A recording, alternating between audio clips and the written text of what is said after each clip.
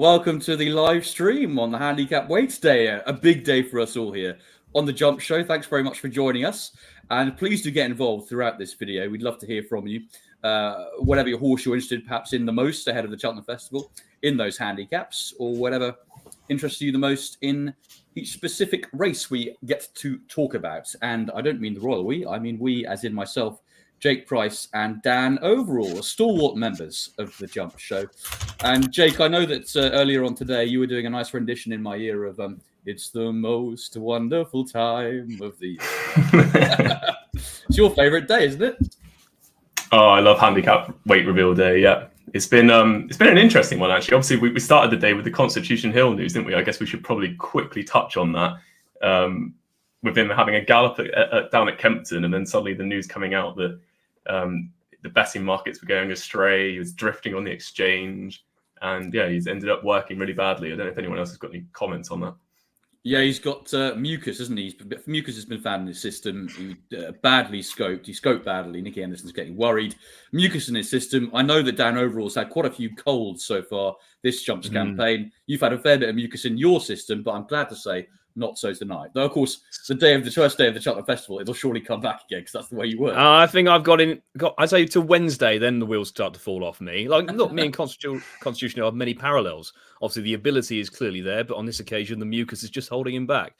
It's one of those things. Look, if there's anyone who's going to get him ready, it's Nicky Henderson. It's just one of those things. And sit and wait and hope he turns up. Otherwise, race is just kind of falling apart. Although it would be nice to see State Man get a champion hurdle, but it would be kind of a gimme at that stage. Yeah, we all hope the Constitution Hill makes it back in time. I should say that when we get to the Boodles, which is the second handicap we're going to be discussing on this live stream, we will be joined by a special guest. So stick around for that. I mean, I hope you're going to stick around for it because it's only going to be about 5 minutes into the video. Jake, it is a big day, isn't it, for all of us Jumps fans? The release of the handicap weights, we definitely get more of an indication, don't we, of how the Irish might line up in terms of their ability against the English. Yeah, definitely. We've already seen some what look like ridiculously lenient marks. And to be fair, across the board, they've actually been quite lenient. I was quite surprised when I was doing the averages earlier. It actually compares very favourably year on year, the actual rises this year. So we've had an average rise of around £3 for the handicap hurdlers, which is, I think, definitely down on last year's, one of the lowest in the last couple of years. Juveniles were a little bit higher, but they're always going to be because there's less of them, but it's £2.87 for them. And then only £2 for the chasers, which again is quite low compared to previous years. And I know we'll come on to the likes of Summer Jest, who have been given the same mark. Don't get me started. The two Irish and the English handicappers. So we will talk about that later on when we get to that race. But yeah, it's going to be interesting. There's some very nice marks on offer if you fancy these horses. Yeah, Sean O'Connor has just said we've just seen the special guest, so it's not a particular surprise, unfortunately. But for those of you who haven't seen him, we'll keep it stum for now. Eamon Conway's already commented about Sam Agest 140 for the Martin Pipe. We'll definitely talk about that in a lot more detail later on because he's definitely one of the most interesting horses in the handicaps, that's for sure. Without further ado, shall we kick on with the Ultima, which is the first race we're going to discuss, the opening handicap on the first day of the Cheltenham Festival. And at the moment, the market is looking a little bit like this, Meeting of the Waters and the Goffer at the head of it, both Irish Raiders, of course, and then Chianti Classico, who I know is strongly fancied by both Jake and I think Dan as well for the opening handicap, the Ultima. So, Dan, start with you then, shall we? What do you make of this race? Obviously, Cribilli's in now. I'll get to Jake on that. And Giovinco, Cribilli unlikely to go for the race. What do you make of it generally?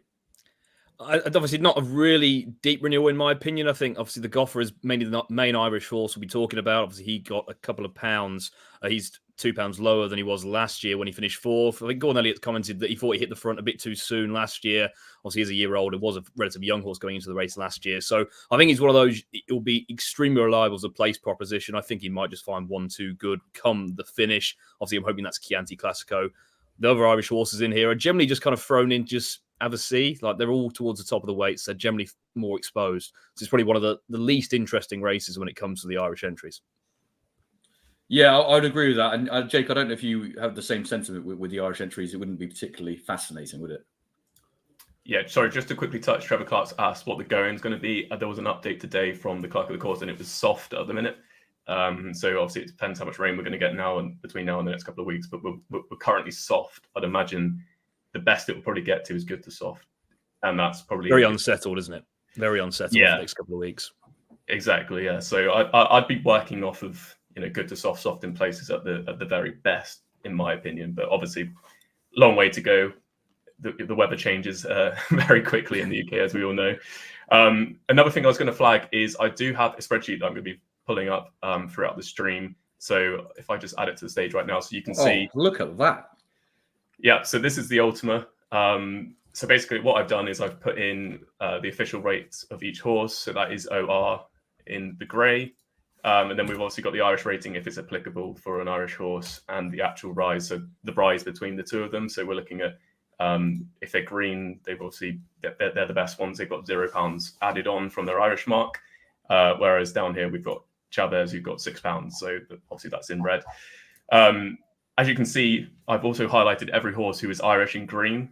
So you can pretty much see that the majority of the top 24 right now, which is the maximum field, are Irish trained, which is very interesting when it comes to the fact that all the trends say that, the Irish can't win this race.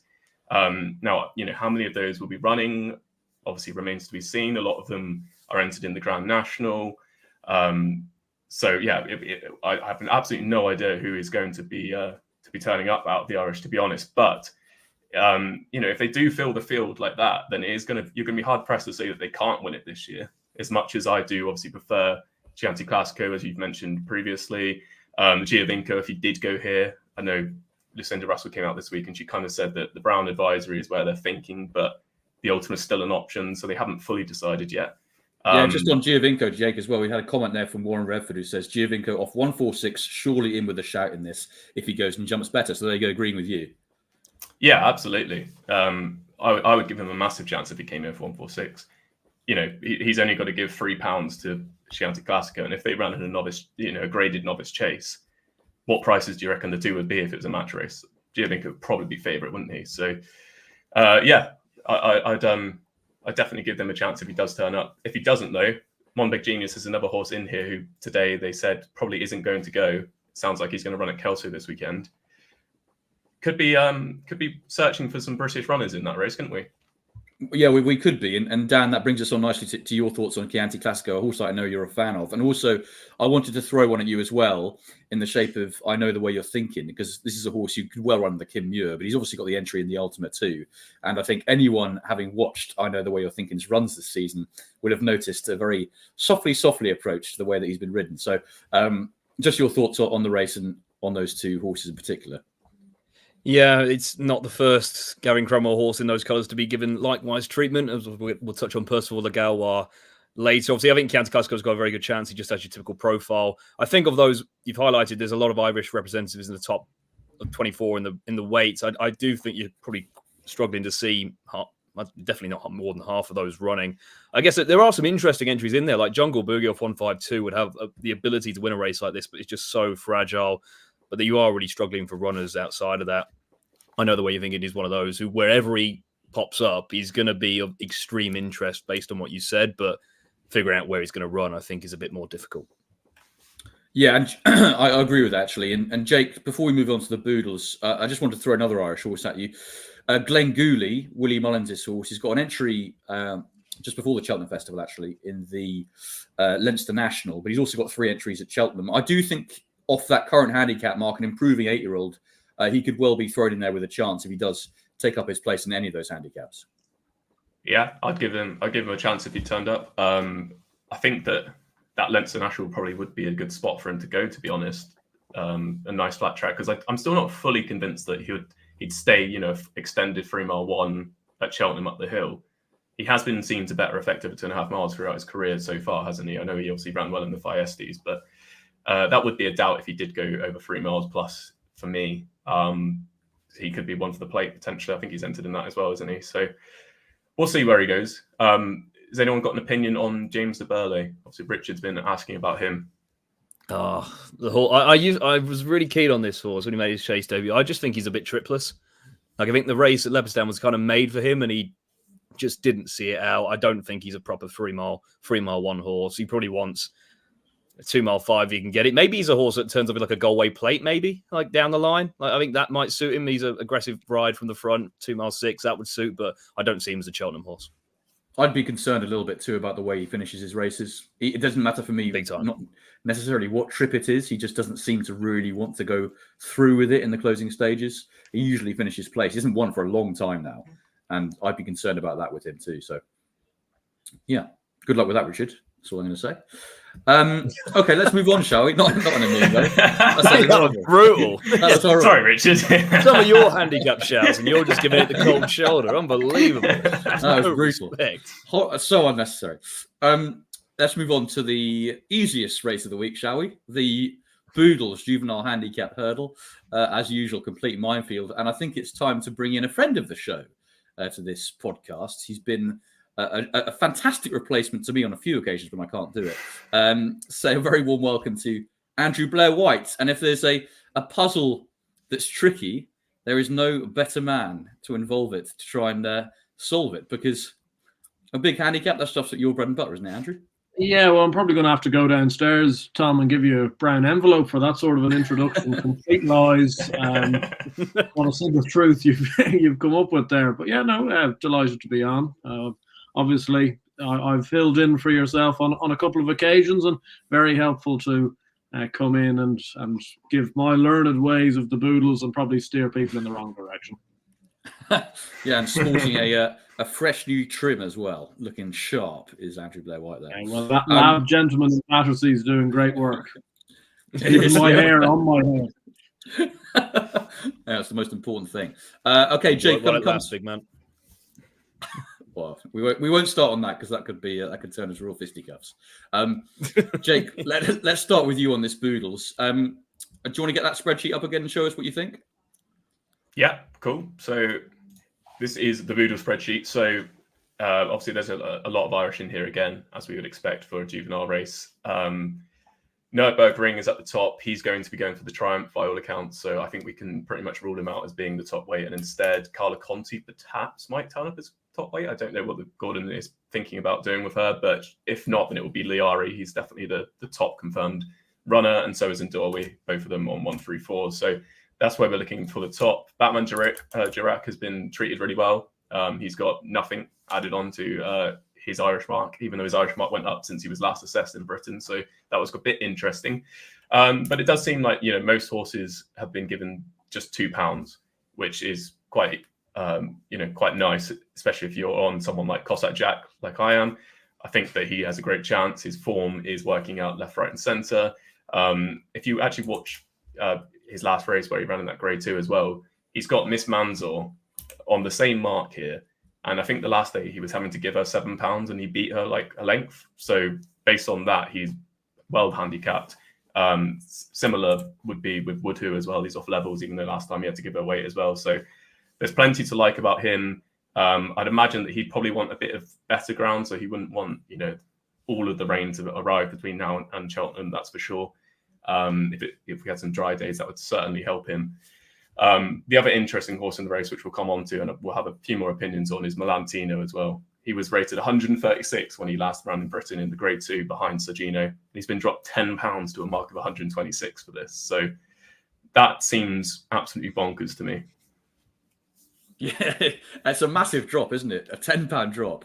Andrew, some really interesting stats brought forward there by Jake. Lark in the Morning, I want to start with you on a horse who's just got into the race, which is, Connection's going to be absolutely thrilled with that, aren't they? If there is a handicap blot in there, and I'm sure there are going to be a few of them, he could be the best of those, couldn't he, off 122? Yeah, you'd have to think so. Look, he's got some decent juvenile form. He would probably want the ground to be decent enough. To be honest, he'd probably be similar enough to Cossack Jack in that regard. He got certainly left in the mud at Leopardstown at Christmas time when he was well found in a juvenile maiden hurdle. I think at the start of the year they probably thought he was going to be a Triumph hurdle horse, and he's now running in a Boodles off 122. I think they've probably known exactly what they've been doing quite recently in terms of, I think he was a non-runner 3 times in the space of 10 days. Around a couple of weeks ago, probably humming and hawing whether he'd get into the race. And now that they've snuck in, you're looking at this race and you're thinking there's 3 or 4 in there that could be well ahead of their marks. I'd agree with what Jake was saying about Milantino. We were saying just before we went on, probably his initial mark of 136 was heavy, but 126 seems to be an incredible overreaction, probably somewhere in the middle. If he was in there with Woodoo and Cossack Jack at around 130, you'd probably say he was fair. So he must have something in hand. But no, Lark in the Morning, certainly. It's the one that just stares at you. But at the same time, he's 4-1 and he hasn't actually achieved a whole pile. Yeah, it's a good point. He's going there with the reputation of his connections, isn't he? And the profile that he's got. Band of Outlaws, of course, winning for Joseph O'Brien a few years ago in the same race. Dan, Milantino, let's start with you on that horse. What do you make of the drop in the weights? Dramatic, but I guess they've just marked him in line with Accelero, who they've rated 124, and he finished narrowly ahead of when we last saw him behind Sergino. So I guess if they're taking it literally like that, they're just assessing him to run to bang on that. So it's an interesting way they've done it. Obviously, these juveniles, they develop at different rates. His mark was initially higher because of the form behind Jigme, who was lauded as this all-conquering French juvenile. So I think that explains his initial mark. Lark in the Morning, I cannot have because I don't think he's progressed at all. And I've not been really encouraged by his two most recent runs. I thought he was a massive eye catcher on his hurdling debut. That was the run where he looked like a Boodles contender. Ever since then, I've kind of gone cool on the idea. But the one I do like for the same owners, the Mulryans, who is just lurking back into my thinking, and I've seen a few comments mention him already, is Ose Partir for Martin Brazel. Now, we know how adept he's been in recent seasons at targeting these handicaps with horses who have not shown a whole pile in recent starts. An Epic Song, obviously, very narrowly denied in the Coral Cup last year, fast or slow. Much to my dismay, ran in the Ultima and not the plate and would have won that doing handstands. Not that I'm still bitter. But Ose Partir has got somewhat similar. Like his hurdling debut, the form isn't exactly standout, but really eye-catching on his hurdling debut. And then you go to that run at Christmas time, which is kind of the most encompassing piece of form we have, really, outside of maybe the grade one at the DRF. All those horses finished in a bunch, and he was absolutely dead last. I think Jake drew a line through Miss Manzor earlier. Ose Partir is similarly very well handicapped in comparison to her. When you go back and look at that, it would not surprise me at all if they've just had him absolutely laid out for this race for a long time. I think he's 40-1 currently. And given the connections, I think that's quite a big price. It wouldn't surprise me if he's very well backed. Yeah, as you say, a few comments there for the horse. We had a couple of comments here. One of them is from Sean O'Connor, who says, "Give me 5, Andrew." I don't know if he's talking about the horse or he wants Andrew to give him a high five. If you're talking about the horse, I'd be shocked if the horse runs at Cheltenham, to be honest. They may have to rethink now that they've got obviously what seems a relatively lenient mark himself. I would have thought, though, that he might go straight to Aintree. Obviously ran very well on the weekend. Probably didn't jump as well as he did at Warwick either, so there could be a bit more scope for improvement. And as I say, maybe because of the mark they've got, they'll be twisted their hand. Like with the owners he has, you'd assume the owners would prefer a big day at Cheltenham if they could get one. And if he has that chance, he'd have to have some sort of squeak. My worry is that I think in time, Caliph de Burlay will be a much better horse than him. And I don't see anything from his previous 2 runs, even at Warwick when he won by 20 lengths. Like he beat horses that I think I could run against. Like it's awful form. Steady now. Well, like orchestras, I think 0 for 4 over hurdles, and Royal Deeside was beaten equal amount off 98 the next day. So it's not good form. He's a good horse. He doesn't strike me as a Boodles type winner. He strikes me as he's almost run too consistently and well. I don't feel he's got maybe a whole pile in hand. One that I wanted to throw out there as well that hasn't been mentioned yet, and I want to give a bolster really to some of the British train runners. I know you just mentioned Gimme 5 there, but one horse off a very low weight, off 122, who's got in the race is Carouche for Dan Skelton. It's about 40-1, so quite a big price, but they think the world of this horse. I know that. And he won by street on debut at Wetherby. A couple of starts since then. He fell at Cheltenham when sent off 11-8 in the race that was won by Brendan Fasher. And then last time at Chepstow, in what should have been a complete penalty kick for him, he was never really travelling, was beaten at 4-1 on, but finished the race and pulled up after the race as though he wasn't moving particularly well. And clearly, he's over that now, otherwise he wouldn't be running him. And for me, on that debut performance, he looked much better than the 1-2-2 horse. So I'd be keeping an eye on him, and you will get in the race. So he's definitely one to bear in mind, I think, at a massive price. Anything else? Also, Jake? Yeah. Just quickly, Adam Mills has come in and said about Melantino being reassessed on his French form, because apparently the horses there now are rated around 129. So that makes a bit more sense as to why he's got 126 alongside obviously his runs in Britain. And he also says he's concerned he's slow enough when it matters. So he is slow. That's exactly what you want to hear, isn't it?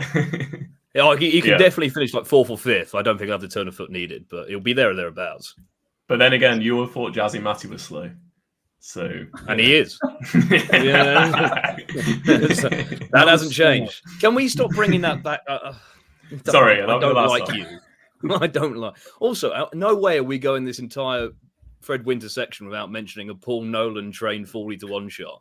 We brought him on specifically to talk about this absolute no-hoper. So please, Andrew, talk about this wonder horse who's snuck in at the foot of the weights.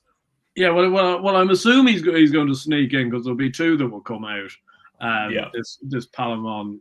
I was saying to you guys beforehand, when you convince yourself about a lie so much that it becomes the truth. I've convinced myself so much with this horse that I've now see it as being a real good bet at 40. I don't really know why. I just think I think you can look through his form. He was 10th on debut at Leopardstown in a race that was on very soft ground, which wouldn't have suited. He was then 4 lengths behind Lark in the morning the next time when he didn't jump very well, and then started off stone last and ended up being beaten 4 lengths by Endawi. Now, I think you could obviously make the case Endawi could have won that race by 10, 14 lengths. But as a result, he is getting 13 pounds off him.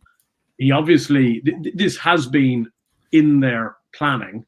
I was lucky enough to be in the yard, I think around a week after the horse had arrived. He'd been bought in a sale in the autumn time for 80, 90 grand. And they said he was a Boodles horse. I saw the first time he was schooling at the yard, which was very interesting. But it's just one of those where you're there going, like, why on earth? Like, Paul Nolan has never had a runner at Chepstow, never had an entry at Chepstow. And yet last week, this horse is being entered to see what mark he was, whether he had to run in the winning fair on the weekend or not. They got given 1-2-1, so he gets into the bottom of this race. And I could name you a number of horses that Paul has ran in this race that have run well. I won't hark back to 2005 like I've done before, but even in the last couple of years, we've had the likes of Metamorpheus run well, placed at 33-1, HMSC horses run well. So I think there is an angle there, and he's also been trained to go through horses and sit off what is usually a pretty good pace in the Boodles. So therefore, he must have some sort of chance in my head. I know people will disagree. People will think that I'm obviously, going up the wrong. Yeah, this is absolutely fantastic stuff.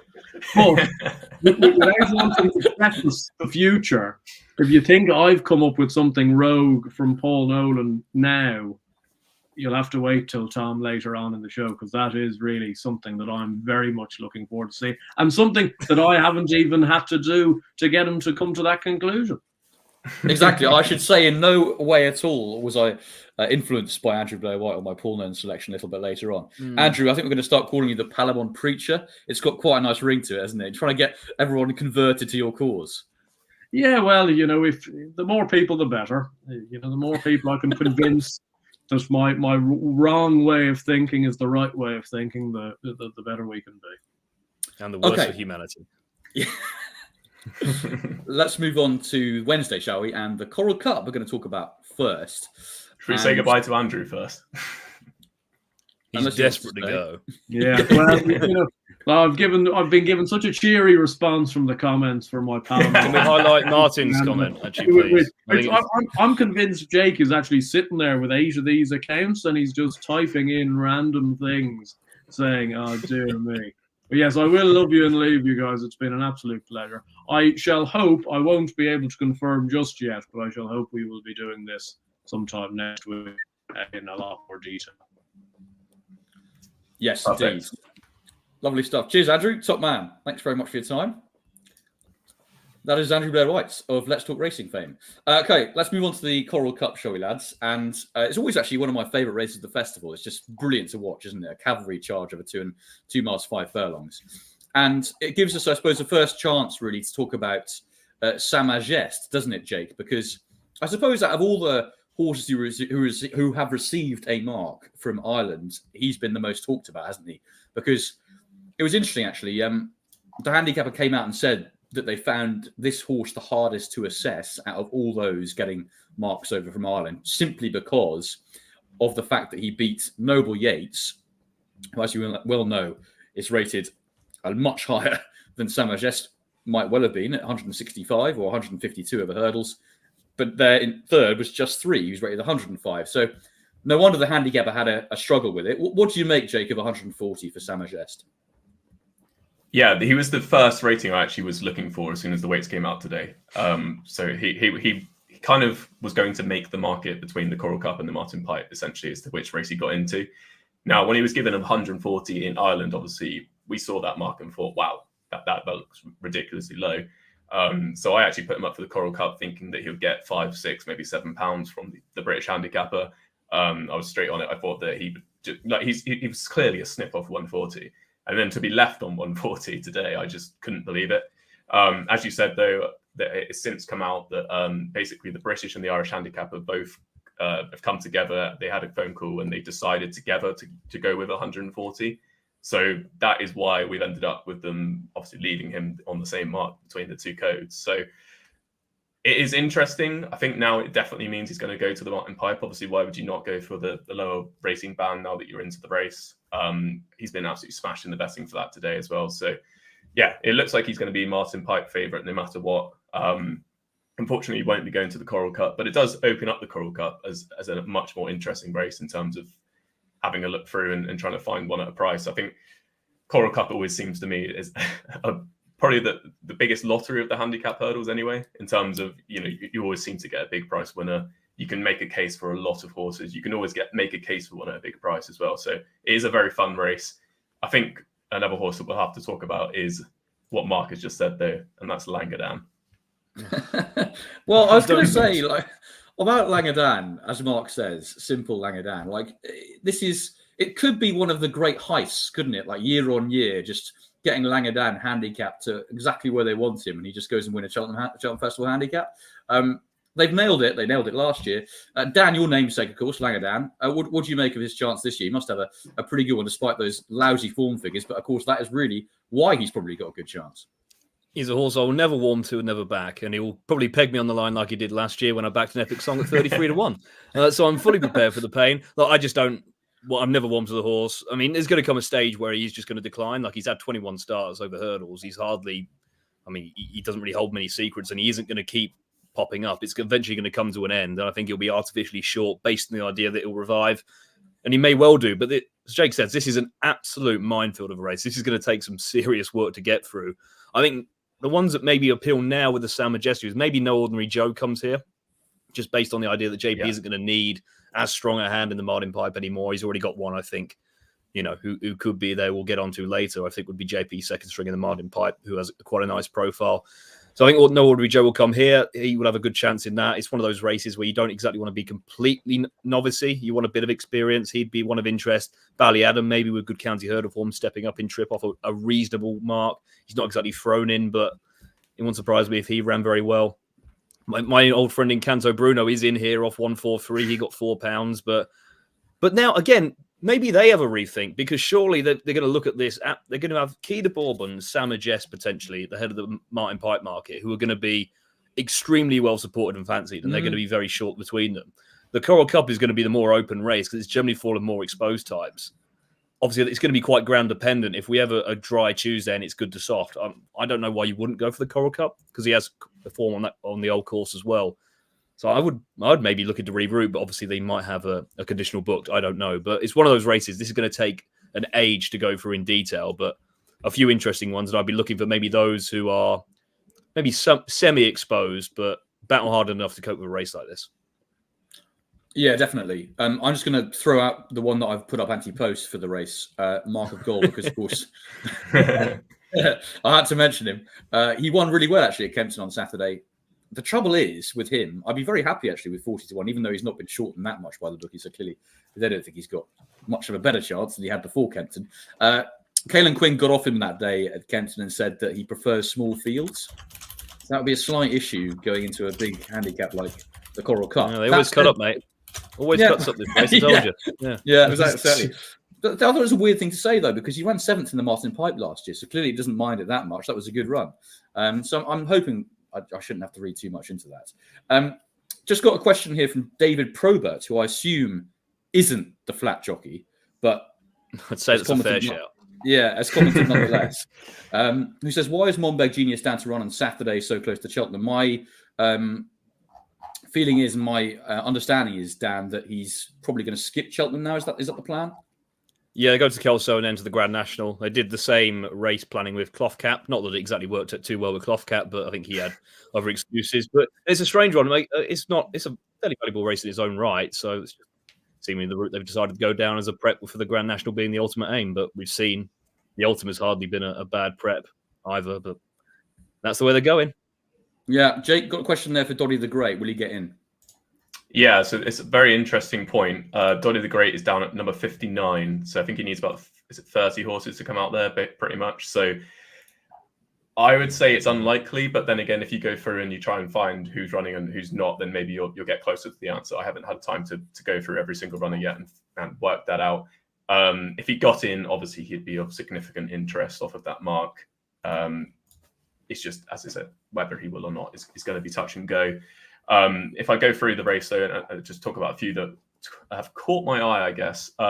Fear to Glory is one that is on my list. She's around 33 to 1, I think, last time I checked. I haven't updated the market today, to be fair. But she's won off a mark of 141. Last year, I think she was coming into the race off, I think it would have been 140. Actually, no, sorry, it went up, didn't it? Because she won at Warwick just before the festival. And I think a lot of people thought just before that race at Warwick that she could be a type for the Coral Cup. Obviously, mares have had a decent record down the years and years gone by. They went for the mares hurdle. She actually ran really well in the mares hurdle, considering she's probably not a top class Grade 1 horse. So the fact that she's had an interesting campaign since they tried her at the top table a few times. They tried her up at 3 miles last time. I don't think she stays 3 miles. 2.5 at Cheltenham, I think, would be perfect. Obviously, pretty much the same course and distance as the mares hurdle. I think she could be interesting off 141 now that she's dropped down a few more pounds. Yeah, should be interesting. Guard Your Dreams is another handicap dropper. I don't know if he'll get in. I don't know if he's still the same horse. That's would be interesting. If he could bounce back, it would be interesting. And then the other one I wanted to talk about was Built by Ballymore. I think someone else mentioned it in the chat a bit earlier here. But Built by Ballymore is a very interesting horse if it's a bog, basically. I think that's pretty much what he would need. He definitely would want it soft at the very least. But he is a massive brute of a horse. He's going to make some chaser if they can keep him sound. He doesn't really show much respect to his hurdles. But off a mark of 139, I think there could be a type of race in him, as Dan has already mentioned about the Martin Brazil team. Like they do well at Cheltenham. Obviously, they haven't had that winner yet. They keep on knocking on the door. So he'd probably want to play each way. But yeah, I could see Built by Ballymore running well, especially if we get the deluge of rain that we always seem to get on the Wednesday now. It's like tradition, isn't it? The Wednesday turns into an absolute bog, and then Thursday is just heavy, horrible, sticky ground. I think Martin shout at the bottom there, Nurse Susan's one as well, who I'd be pretty interested in as well. Obviously, was fought the world of before she got injured a couple of seasons ago. Obviously, he's come back, has been very well back to the couple of occasions, one at Cheltenham, then one at Lingfield. I think there's probably still a bit of room to work within her mark over this kind of trip. So, yeah, she would be on my shortlist as well. Yeah, I think Dan did say that the Martin Pipe is probably going to be their aim just because obviously they've got Langer Dan running here. But either way, she's definitely a horse of interest, isn't she? She's a thorough slayer at the trip. What about the great switcheroo? Everyone's on Langer Dan and say parts here and Lark in the morning. Like they just all of a sudden it's like there's a drift on Langer Dan and Nurse Susan's the one. Oh, I'd love to see that. Please make it. That would be hilarious. Oh, that would be hilarious. The whole Ante-Post brigade absolutely screwing. I got to say, Jake, I just wanted to touch on the horse you just mentioned, Built by Ballymore as well. I think he looks a real classy type to me in soft ground, and I think if it is soft ground, 139, that could be a really good mark for him. I think it might underestimate him because he's looked proper class in his last couple of starts, particularly taken, by the way, he didn't jump well, as you say, last time, but he still won by 12 lengths going away, and I think he's a very good horse in the making, so he'd be interesting to me if, as you say, the rain came. Right, should we finish on the Coral Cup there? And anything else to say from you guys? But yeah, I think we're pretty much done there. Let's go on to the Grand Annual, which is the 2-mile cavalry charge, and always a competitive race. At the moment, my mate Mozzie is at the top of the market here. I have to say, I'm not convinced he's a 150 horse, and he's got to carry that. And I'd be surprised if he was good enough to win off that mark myself.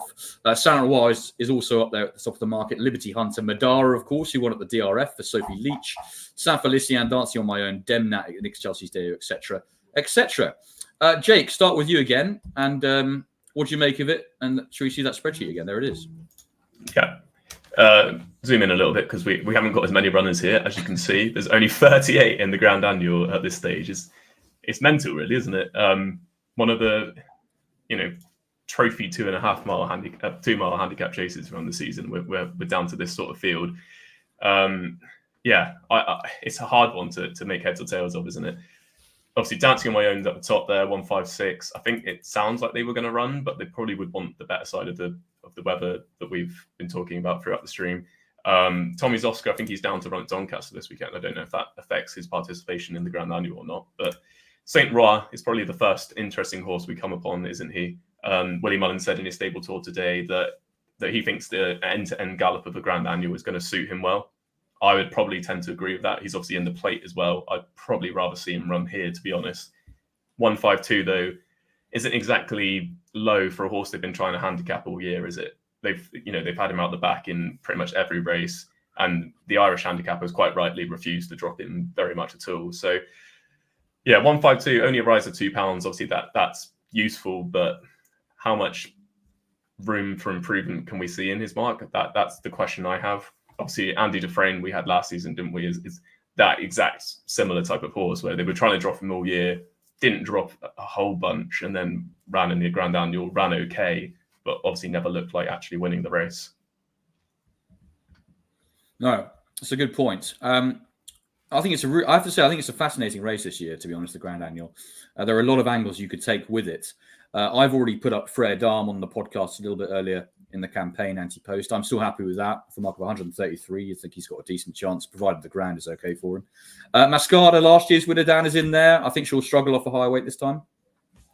Yeah, it'll be a big ask. I mean, back-to-back Grand Annuals off such a high weight. She hasn't exactly had... She's been in and out season, really. Yeah, I'd be looking elsewhere, personally. Oh, Gary's just said Mascada by a street, so there you go. I love some of the comments. I love it's like these handicaps are going to win by 10 lengths. I love the comments. Yeah. So I think the thing is, I think people will talk about the graded races, and I think a lot of the time there's a sense of uncertainty. But when it comes to the handicaps, everyone's got the 10-length winner. That's why handicaps are the best, and this is why we do this. Like, if you read all the comments, we've had 35 winners who are all winning by 25 lengths or more, and we're only 4 races in. Keep it coming. It's great. I love it. Absolutely. And I like the comment from Sean O'Connor, who just simply says unexpected party. I couldn't be with you there, Sean, myself, to be honest. But I know that a lot of people think he is the type, Dan, who will pop up in a handicap like this one at some point.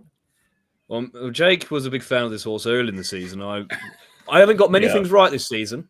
This is one thing I've nailed, and this horse is just completely tripless. It doesn't matter what trip you run him over, he will not finish a race. Can't have him in a month of Sundays. I've given up a bit of hope with him, to be honest. I thought at the beginning of the season that he would have. Well, I do still think he'll pop up in a race, but not a race this good, like a Grand Annual. I think they did run him in this race last year, didn't they? And he didn't get into the race in the end. So obviously he shouldn't have any issues getting in this year.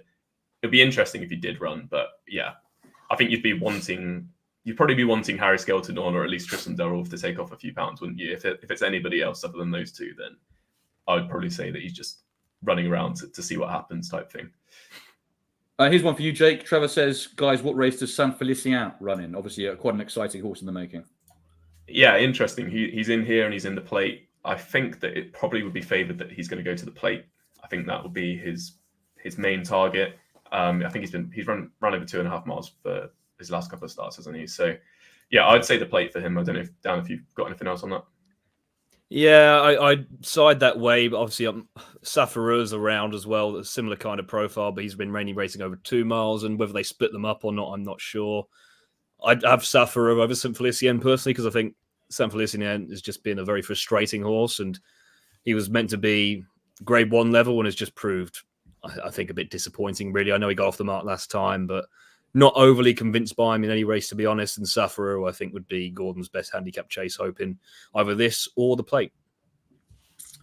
And one more, Jake, I wanted to ask you, because we got a comment about Liberty Hunter as well for Evan Williams. Yeah, he's definitely on my radar, to be fair. He ran and beat Matata the last day at Cheltenham, which obviously would be a good piece of form considering he's going to be going to the Arkle, I believe they've come out and said today. And yeah, he's beaten him and did it well. So he would definitely be on the radar. Mark of 139 obviously would be no gimme, but in a race that looks quite weak, yeah, I wouldn't have any concerns with him. He'd definitely be one that I'd be shortlisting and having a look at closer to the time. Good stuff. Dan, anything else on the race you wanted to say? The only other one I think at the minute I'm interested in is Calico. Obviously, he's kind of bounced his head off the wall in some of these handicaps this season, but I think there's reasons to expect that he's just been a bit unlucky. Like, he's been overly forceful in basically every race and ended up setting it up for closers, and it's been a recurring theme now. Obviously, he's edged up the weights, but he's a second season chaser with good course form that hasn't won this season, and generally those are 3 big ticks in the general Grand Annual winning profile. So I don't think his mark is a let me have my fun. You went on for Palamon for 55 minutes. Let me at least have 1 minute of Calico. I think I can't sit in silence. You also texted me earlier while we were saying, what was it about? Chance, slowest horse I've ever seen, and beat Silver King last time out. So there you go. So he's just shooting us down from off screen. But I think Calico would have a very solid each way chance because he'll be ridden the right way. And if he's just ridden with a bit more restraint, I think he'll be back there or thereabouts. Because let's be honest, this is not exactly a deep renewal of this race. Yeah, I would agree with that. Jake, unless anything else to say, I think we'll move on quickly. Go on. Just answer this question from Bazza. If a horse remains entered/declared but doesn't make the cut, does his class is balloted out? Yes, it does. So as long as they've been declared for the race, they do need to be declared for the race. But if they don't get in because obviously they're too low in the handicap, at the bottom on BHA admin, it comes up with all the horses that have been balloted out. So the bookies will know which ones have been declared and just didn't get into the race, such as Unexpected Party last year. So yeah, that would count as a void bet in terms of non-runner no bet. I don't know I think it counts as void in Ante-Post as well, doesn't it? If they're balloted out. So that's one to check the terms and conditions with your bookmaker anyway. Yeah. Okay. Good stuff, guys. Let's move on then to the Pertemps, shall we? The next race we're going to talk about. And it's the 3 mile handicap hurdle. The old boy, Jake, Chantry House at the top of the betting. Yeah, so here is the Pertemps. Again, I think this is one that we pretty much could nail before we even got the weights. There was a few differentials. Obviously, Cletus Poulor got £5 off up to 139, which I think is probably on the harsher side of most of the handicap weights that have been given out. He was obviously qualified this weekend at Nace. He's only got a 2-week or 2.5 week turnaround to the Pertemps final, which is obviously going to be interesting. I think he's a horse who's going to need slow ground. I don't see him, being able to win this on good to soft. I also, I can't get out of my head is he just a big boat? Because obviously he's been beaten quite comprehensively a few times this season over shorter trips. So yeah, I'm not fully convinced, but I can see how he would be very well handicapped potentially. Like, he's one of the only horses in the field where you're looking at a novice coming into it with unexposed potential to be much better in time. So I can definitely understand the angle. Iker Allen is obviously the one that I've been on for all season.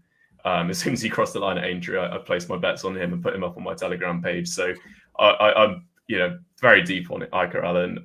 Having watched most of the Pertemps qualifiers that have run since, I've found very little to be afraid of. Cletus Poulor probably was the first horse I thought he could be one of them. But he's off the mark of 142, which is the same mark as what he qualified on. William Mullins actually issued a stable tour comment on him today as well, which is the first comment I think I've seen out of anything, saying about how they've put him away for this race and they're hoping to have him bang on for the day.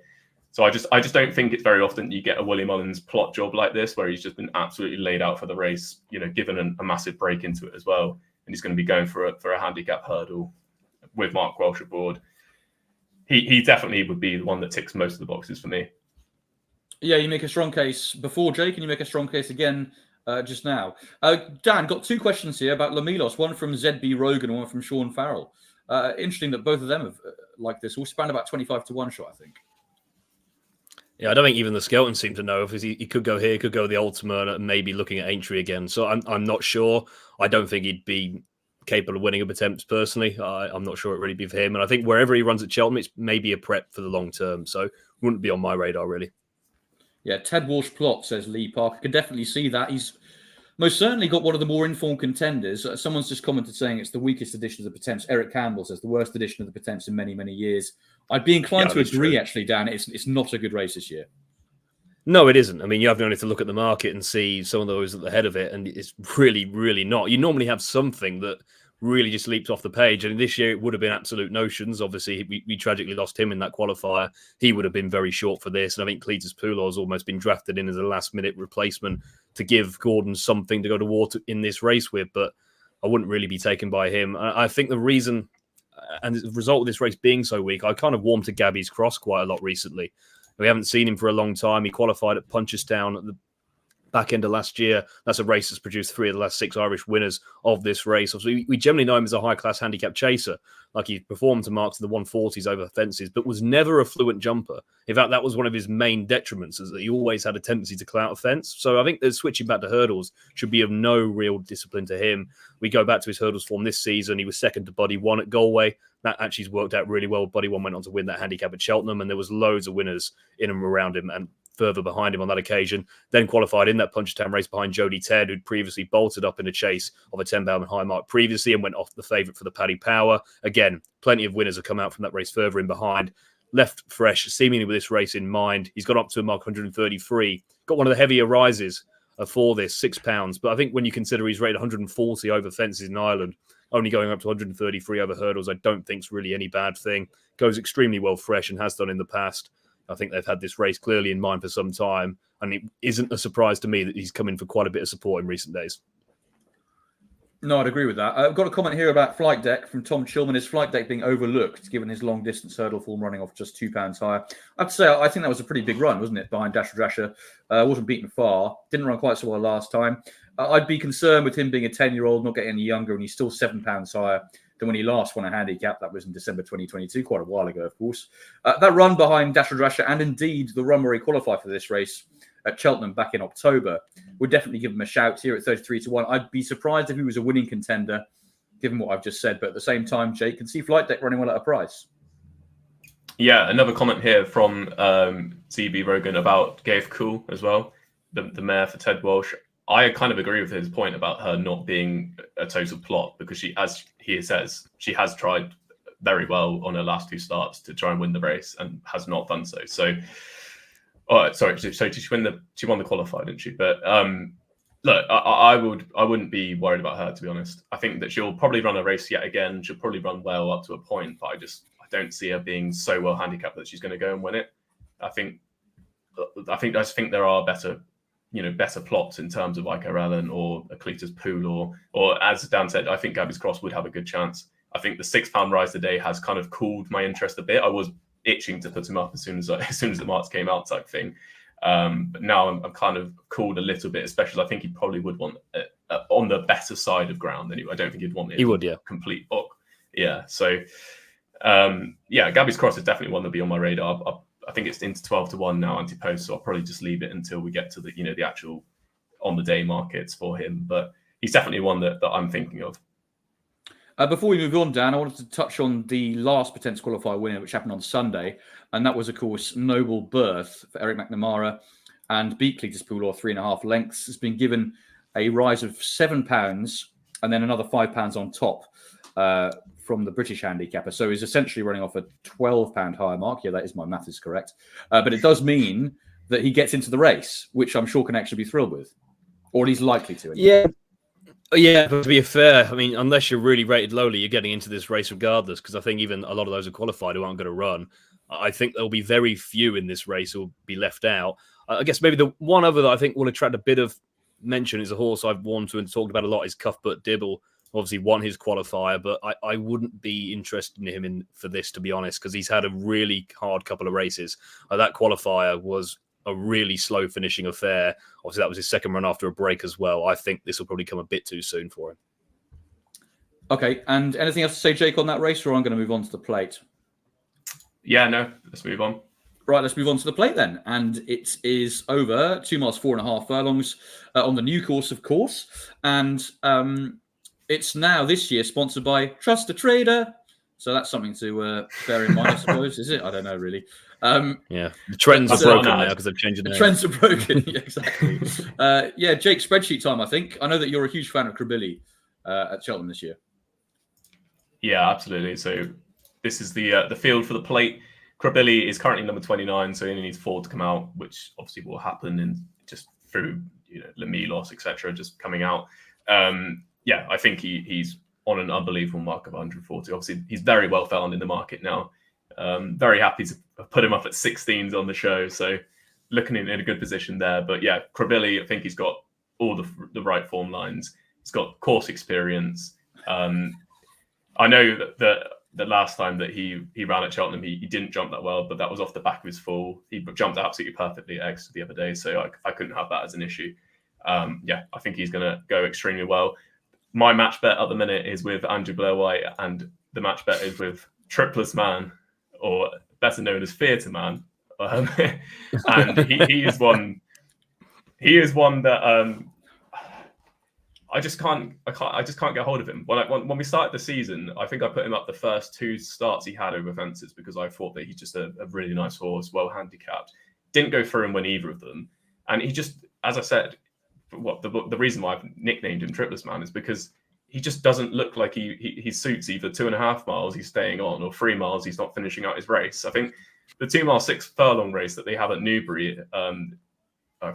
Is the day before the Coral Cup or on the day of the Coral Gold Cup? I think that would be absolutely perfect for him. 2 mile 6 around Newbury would be great, but I don't know. I think he'd need a very strong pace over 2.5 to be running into, and potentially he'll be staying on strongest at the finish, but he could have already lost his winning chance at that point. Can we highlight Nick comments, please, just to give him and Andrew and Nick are having a bit of a love-in in the comments. Well, who's more triplets, Theatre Man, or Let's Be Clear About It? That'll be a good race. Who wants it less in a finish? Krabilly has £10 in her. He may well do. I still remember being on Ginny's Destiny and beating him in that novice handicap at November. Rub it right in. I want to highlight a comment here from Racing Willow. Of course, the channel knows him very well, who says Montmoral, the year of the pigs. And do you know what? I'm quite hopeful that it is going to be the year of the pigs because I've got Hitman in the Ryanair, so that would be my. I'd agree with that assessment, Willow, for sure. Yeah, geez. So we're going to unexpected party wins the Grand Annual. Montmoral wins this or the Pertemps something, and and Hitman wins the Ryanair, and that'll be the final nail in the Cheltenham coffin, I think. Yeah, that'll be it. Ruined racing. Rightly so. I think, guys, we've got to mention Madara, though, because we haven't talked about him yet. He's a 5-year-old. He obviously won the DRF last time. He's got a fairly steep rise in the weights for that, but he was very impressive. Dan, I don't know if you've got anything to say about this horse, but he's clearly going the right way, isn't he? Are they saying they're going Grand Annual now? I believe. I think that's where they're leaning. So, yeah. But I just wanted to mention him before we finish the kind of handicap. I know because you love this horse. I know you love him. Yeah, he's done you a solid favour. Yeah, look, he's kind of progressed out of all recognition, really, because he was flat out to win that December race and just kind of stayed on. Like, I wasn't really keen on for the DRF, but he won that really impressively. That race looked pretty strong enough. It wasn't, I'd say, a vintage rule. I think a lot of those had kind of hit their ceiling, but won it really impressively. Whether he's going to find a race at the festival or bridge too far if his revised mark is quite a young horse, I think he may well do. So he wouldn't be for me going into Cheltenham. Yeah, I think Master Chewy is another one I should quickly mention. I thought he'd have a decent chance actually in this race, but it sounds like they're going to run him in the Arkle. That's what I heard today. So clearly think it's worth going for that race instead, particularly as it looks a little bit more open now, of course, after Marie Nationale disappointed in Ireland a few weeks ago. Jake, anything else you want to add to this race? Yeah, well, we'll talk about through the Irish runners again, because obviously, as you can see, the top 24 is currently made up of a lot of green. So obviously, I've marked all the Irish runners in green. Obviously, the amount of them that we're going to end up going is going to be interesting. I think that Let's Be Clear About is going to be one of them. He's off a mark of 153. I think that's probably steep enough for him, isn't it?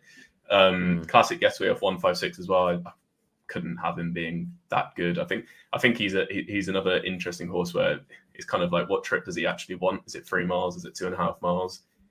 is it one for the Galway plate, as Dan has mentioned before? Now we're planning for Galway already. Yeah, but as you can see as well, like all the horses at the top of the handicap haven't had much of a rise in the plate.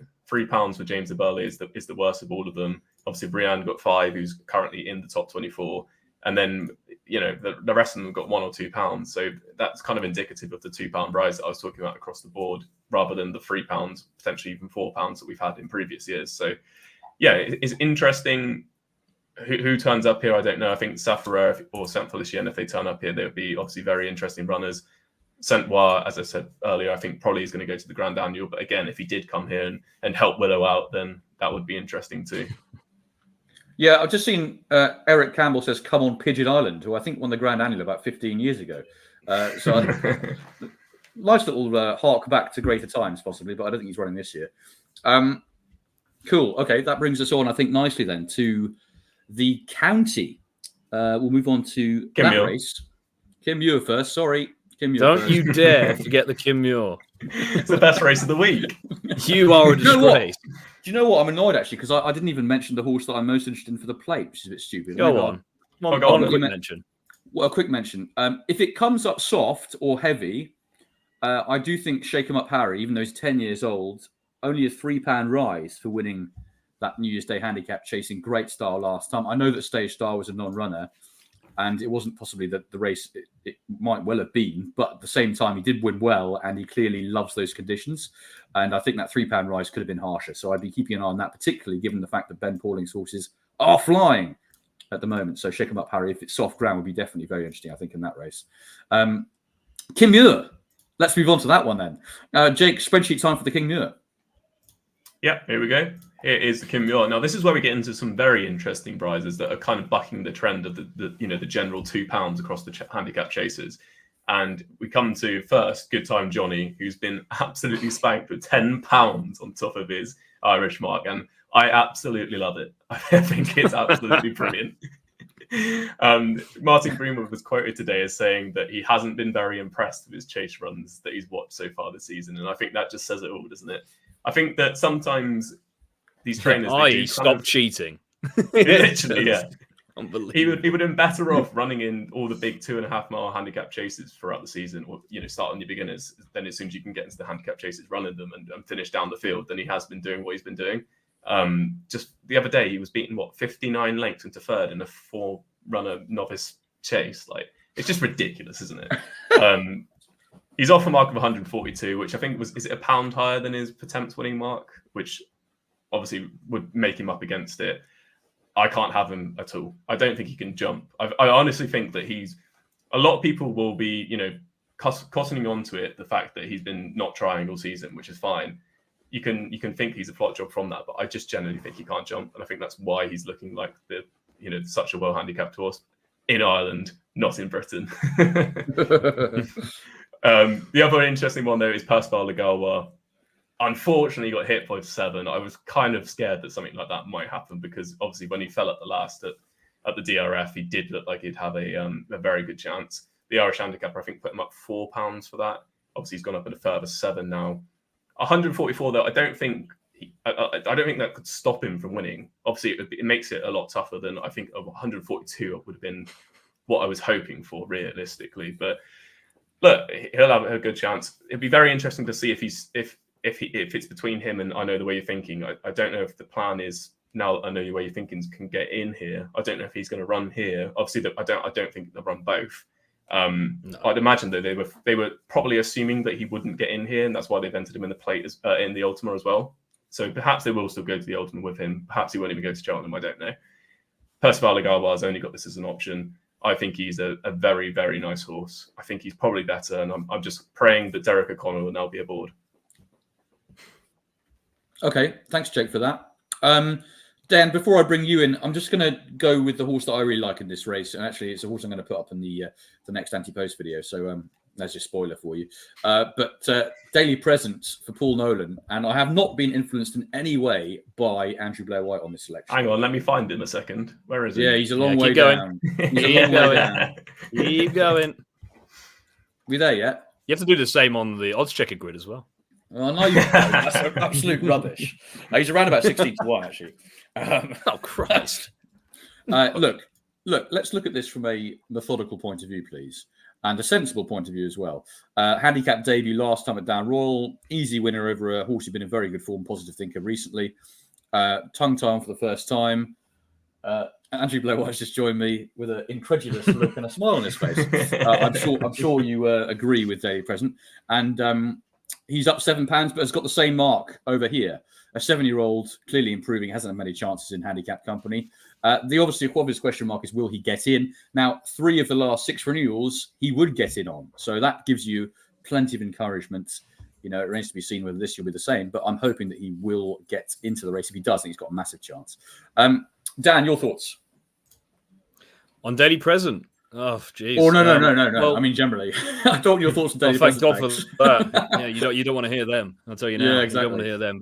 But this is a race where I normally have quite a love affair, and I know it's normally one of my first races I hone down and get a selection. And this year I've really struggled.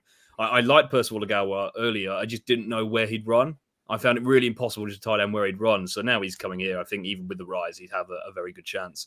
The one I did get priced up very early doors, and you guys know about this one, is Firm Footings, who coming into this season was kind of talked about as being a staying chaser in the making. Ran the Martin Pipe, and I thought ran pretty well to a point. And he just looked like he wanted to be a 3-mile chaser, but he's basically run over 2 miles on every chase start this season, and almost inexplicably so. Like, he was second to Spillane's Tower, second to Marine Nationale, ran behind Hunter's Yarn. And what's interesting is that he is coming for money now.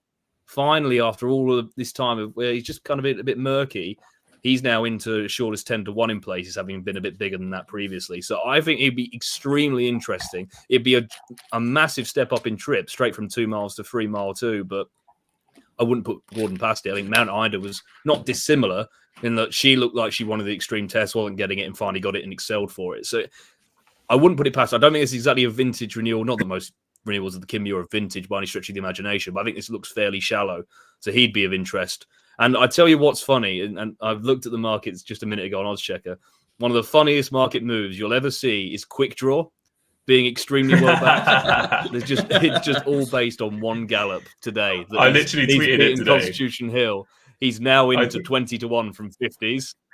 I tweeted a picture. It's unbelievable. So that's the stupidest gamble you'll ever see. Yeah, you saw the picture where Constitution Hill was like 20 lengths behind the 2 horses, and one of them's obviously Quick Draw. So I tweeted today saying, "Oh, Quick Draw is a certainty for the Kim Muir." The amount of people replying to me, like saying, "Oh, is he definitely going to run? Like, is he going to win?" Like, I was like, "Come on."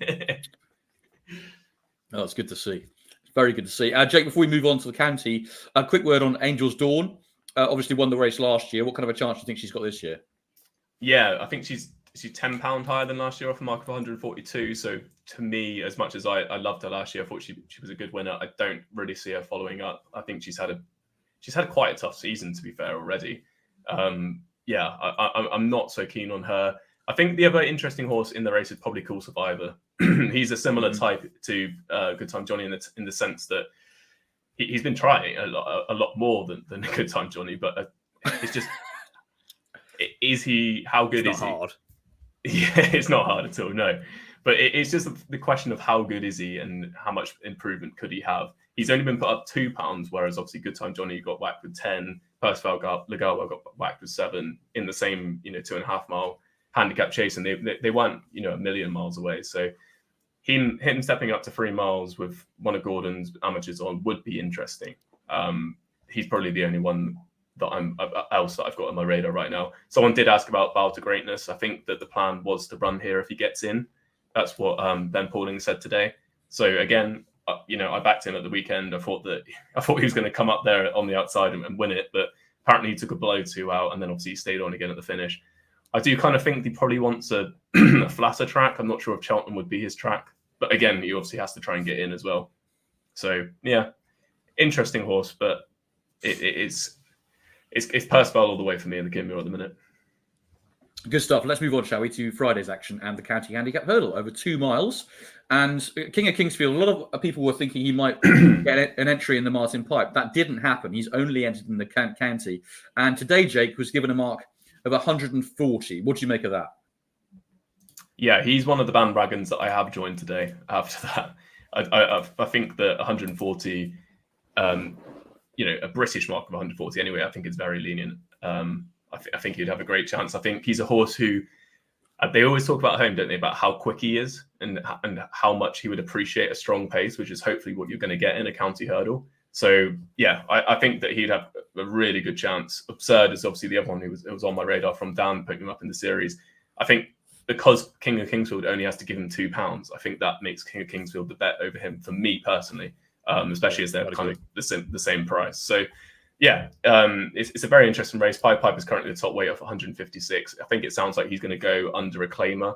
Colonel Mustard as well is another interesting horse. He was actually dropped £2 from his Irish mark to 146, but I think they were talking about running him in the champion hurdle, weren't they? So I don't know if they'll rethink that now. Yeah, I don't know if they will or not. Maybe they'll leave it as late a decision as possible, given what's happening in Constitution Hill. I do know that with Colonel Mustard that they went there on Kingwell Hurdle there at Wincanton, pretty much expecting to win. I think they were very disappointed that Nemean Lion got the better of him because they were very confident that day. Just so ZB Rogan says, worry about the ground for Absurd. Dan, I know that you like this horse, so what's your take on him and the race? He'd want it as quick as possible, that's for sure. Yeah, to be honest, I've called on him slightly. I thought Kingsfield might get a bit of a hike in the weights, and that hasn't happened. And I think if you're looking at who's got the more solid profile for the race up the county, it's definitely Kingsfield by some distance. So I completely see the case for him. Absurd, I wouldn't give up complete hope. I'm just maybe getting to the stage with him. Maybe he might just be one of these who just doesn't show what he's capable of over hurdles, and maybe he's one of those who just keeps to the flat. I'm not necessarily sure on him yet. JP's obviously got a strong hand. Białystok's been well back today as well. Zenta, I thought, has been quite harshly treated. I think they've taken a Triumph Hurdle run very literally, going up another £3 after already being hiked up for a good run in the Liffey at the DRF. She was one of my early fancies for this, but I couldn't really be of that much interest off 145. And to be honest, I don't think they'll run her. It wouldn't surprise me if they actually run her in the Mares Hurdle instead now. Interesting race. I do think Kingsfield, if you're looking at a horse who has an unbelievably solid profile and should just be thereabouts, it's probably him. Yeah, I mean, I'm going to, iterate again that I put up Favour and Fortune earlier in the series. I haven't gone enough of him at all, I have to say, for Alan King. He ran really well, I thought, at Exeter behind Fun, given the fact that Alan King didn't think he'd really like the ground that day. He wanted a slightly quicker surface than it was heavy that day. So if it's kind of between good and soft, I'd be very keen on Favour and Fortune. I think he's got a lovely mark too of 138. Got Grade 1 novice form in the Booker course after finishing second in the Tolworth Hurdle. Now the Formby up at Aintree. And I think 138 will sneak him into the bottom of the weights, and looking forward to seeing him run. I think he's got a big chance. Jay, we've got a comment here from Gary Saul, who says, in the County Hurdle, JP and Hendo, Iberico Lord, Ante-Post and Under Control, whichever one turns up. Yeah, it's a fair shout. It's going to be interesting to see who does turn up, isn't it? Under Control is obviously going to be running on Saturday in the Moor Battle at Kelso, by all accounts. I think she's favourite for that. She could try and do the double. I think there's the bonus is still on for that, so that would be interesting to see. Obviously, the last time she ran in a handicap was in the Jerryfield in West. Inexplicably, she went from winning it to pulled up. But yeah, she'll be interesting. I think Iberico Lord probably found his ceiling now. Again, he'd want it as soft as possible to give him his best chance, I think. And in Post I thought they might try up in Trip. So I don't know if he's going to be turning up here, but I think he'd interest me the least of those three. Okay, and another comment here from Neil Dawkins, who says Westport Cove for me, Dan. Interestingly enough, Westport Cove only got the one entry that is in the county. Yeah, I think they've mentioned he could come here. I think he's just a bit of a nutter. I think I'd put him in the same boat as Lisnagar Fortune in that regard. Like, I think Lisnagar Fortune's obviously got him out in 142. We'll probably touch him in a bit later because he might have been Martin Pipe bound, but seems to just get a bit buzzy, a bit warmed up. I mean, obviously, if you're taking the line through Key de Bourbon, literally, obviously, you'd imagine he'd have a fair chance off that mark. Key de Bourbon, obviously, being probably the most likely second favourite for the Martin Pipe, but not necessarily sure he's mature enough for a race like this, and obviously did run a pretty poor race in the Champion Bumper last season. So, yeah, it wouldn't be for me personally. Yeah, Anthony Langan, Good Time Johnny, or No Ordinary Joe. Richard Hayday says Henderson's horse is not running that great at present. That's a fairly good point to make as well. And Daniel John, who says, why did no one mention Wadu? I don't think we did mention Wadu in the Boodles when we were talking about that. A quick word on her. She's off a mark of 130. Go on, Jake. You're about to say something, I think. Yeah, no, I mentioned her as part of my Cossack Jack You case did, okay. in terms of that he's now better off at the weights with her for when he probably should have beaten her at Down Royale. He made a mistake at the second last it was that day and ended up going down I think it was a neck or a short head or something like that anyway. So he's waited to reverse that form. Obviously, she has gone on to win listed races since, so potentially you could say that she's improved. It's interesting she comes here because I thought she should have just run in that grade 3 last weekend and won it easily. But yeah, I think she'd have a chance. Okay, Dan, anything else to say on the county for you? No, I think that's it for now. Okay, should we go on to the Martin Pipe then? Yep, let's go. Which is Last the one. final race, the final handicap we're going to be talking about, 0 to 145, and a few horses in here who I think connections will be very happy to have snuck into that grade.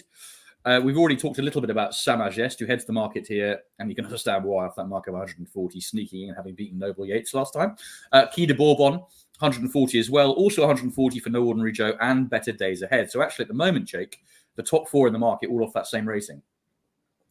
Yeah, so here's the spreadsheet for the last race. Yeah, it is very interesting. Obviously, we've already gone over Samagest in terms of the fact that he's been left on 140. He's been absolutely smashing the betting today. I think if I just quickly check now, the best price that you can get on him is 4 to 1 non-runner no bet, and I wouldn't even say that's too bad a price, to be honest, based on his profile. I think he's one, even if you don't fancy him that much, he's probably one just worth having in your book, as just cover him off because he could just be ridiculously well handicapped. Last race of the festival, isn't it, Jake? Last race of the festival. The last thing you want is Samagest to win easily and think, oh, I haven't got that one on the side. That's the last thing you want, the last race, isn't it? Yeah. Yeah, and in these big handicaps, you can have a big each way play, and then still cover off the fav if you want to play it that way. Like I wouldn't be against that at all. I often in big Cheltenham handicaps, I do have 2 bullets, so yeah, wouldn't put anyone off doing that. As someone said, wins on the bridle. Another one. No handicap is going to come off the steel. Unbelievable performance. Martin Lewis is very confident. Yeah, literally. Yeah. Interesting horses. Obviously, Quay de Bourbon was already given a mark of 140 in Britain before the weight, so we kind of knew that he'd be on that mark. I think he's interesting, but I do have my doubts about him. Like, he wouldn't be one that I'd be wanting to get stuck into, I don't think. I think I watched him run a couple of times this season. He's very on and off the bridle. he can really lose his concentration and then get back up there. So I don't know how he'll handle a big field handicap hurdle where it's going to be ultra competitive. That would be my point on him. But yeah, everything else is pretty much of a muchness for me. Gigolo, if he came here, I think off 141 is probably on the harsher side, but he's a horse that I would have on the side, but again, probably would want it soft. Search for Glory, he should be running in the Albert Bartlett. I don't know if that's what the plan is for him, but that should be where he ends up. I think Better Days Ahead is probably one they've handicapped for this. Again, though, 140 isn't a gimme. It's fairly high. Yeah, and then I'll let Dan talk about one of the other ones that was very much on my radar before the news today. Go on, Dan. Yeah. So the great master plan was the handicapper didn't collude with the Irish handicapper and come up with this absolute nonsense that Samagest is 140, and they correctly gave him 146 or 147 like they should have. And that was step 1 of the plan, and that would have left the door nicely open for him to go to the Coral Cup and Waterford Whispers to run here and be JP's number 1. Turns out that plan hasn't happened, but I still do think Waterford Whispers is a horse to keep on side, and I think in the long term he's going to prove to be a very nice prospect. Wouldn't surprise me at all if they've had this race in mind for some time. Won his main hurdle at Galway over 2 miles, beating Ante-Post Charlie, who is a proper 2-mile horse who's won a big handicap since and was going extremely well in the 2-mile handicap at the DRF when we last seen when he fell. He then went and beat Answer to Cave over 2.5 miles. He was getting weight from that horse, but I think you look at that race back, he made hard work of it, but stayed on really powerfully to beat him. And Answer to Cave has franked that form a couple of times since. Still looking pretty raw, like he was learning on the job a bit. We last saw him in a handicap at Leopardstown over the Christmas period where he finished second, but it was a really slowly run race on that occasion, really well dictated by the front from Michael O'Sullivan. The third was Yeet Star, who's gone on to run extremely well in the 3-mile handicap at the DRF. All of his form is stacking up. And when I look at him, I just think, you are a 3-mile chaser for next season. This is a race that typically produces those. It's the same kind of argument why people like Key de Bourbon. He's clearly a horse who's going to improve for a bit of time, but they're generally the types of horses who end up here. He got £6 to a mark 133. To be honest, I wasn't too concerned about how much of a rise he'd get because he needed every pound he could get really to get in. That would have got you in, I think, 3 of the last 4 renewals. I think 132 has been the benchmark the last 2 of the last 4 years. So he could sneak in. I really do like him as a horse going forward. I think he'd really appreciate a strongly run handicap over 2.5 miles and a stiff finish at the end. But there is a certain fly in the ointment that is Sam Majest, but he'll probably be JP's second string, in my opinion. I think he'll run a really nice race. It's just he might be bumping into a complete block.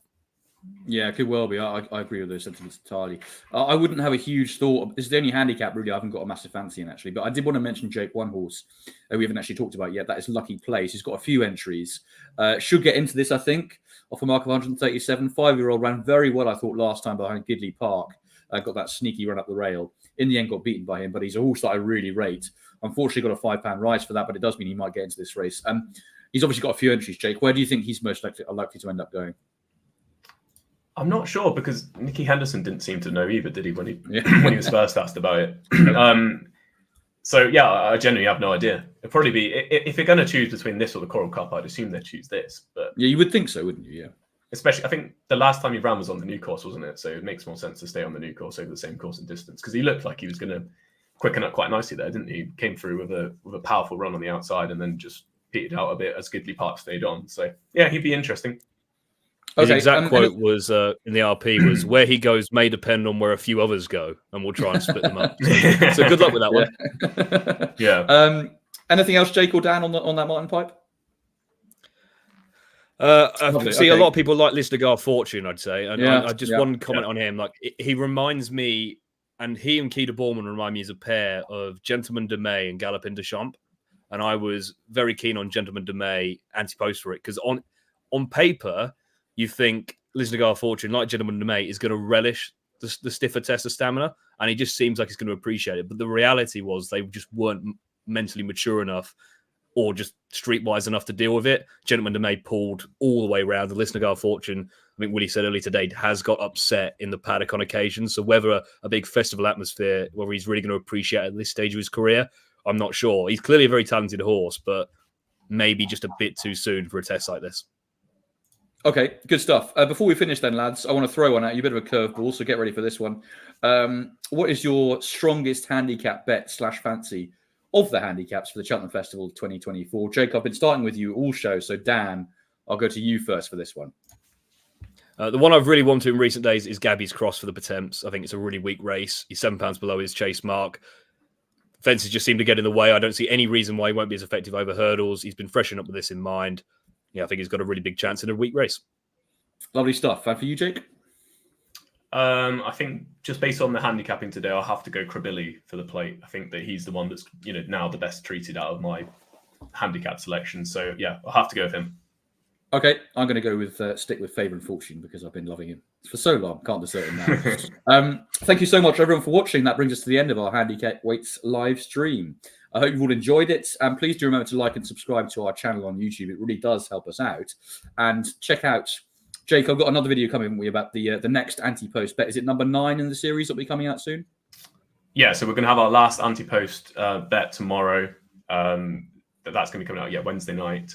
That'll be, as I said, the last Ante-Post selection that we'll have. And then next week, we will do a bit of a video like we did last year, where we go through all of our selections that we've had across the whole series and just go through a couple of the grade ones and just see if we've got any best bets that we want to flag up outside of our Ante-Post series. Okay, great stuff. Thanks, everyone, for watching, and we'll see you next time here on The Jump Show. Thanks for watching, guys. Cheers, guys.